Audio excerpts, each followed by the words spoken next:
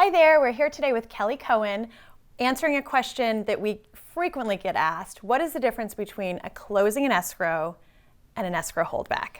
Awesome. Yes, both of those concepts are ones that are talked about quite a bit in our industry, and sometimes folks confuse the two of them, and they're very, very different. So a closing and escrow means that you have most likely signed your documents, and you're waiting for something to be done. So closing and escrow means there's something still left in order for the closing to become coming to fruition. So maybe monies haven't been sent from one office to another.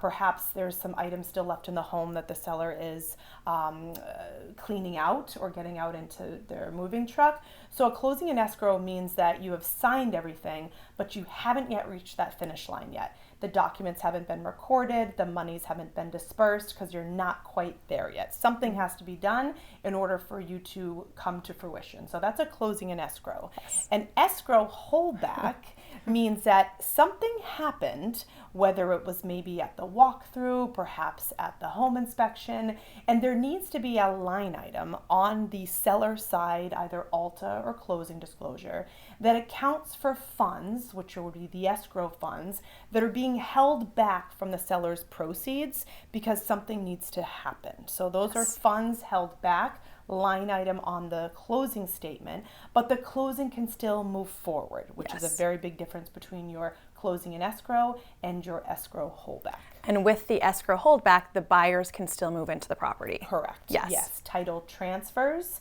The deed has been accepted and transfers to the grantee, that's the buyer, meaning that the title has transferred, funds have been dispersed, and documents have been recorded, and therefore possession of the property can happen, even though we have a line item on that closing disclosure accounting for that escrow holdback, funds being held from the seller side. Very different than your closing an escrow, which doesn't really mean you actually close, which is why it's kind of confusing, yes, right? Exactly. So closing an escrow, but you didn't actually really close. Right. Yes. Right. No, that makes and sense. When does that final piece happen?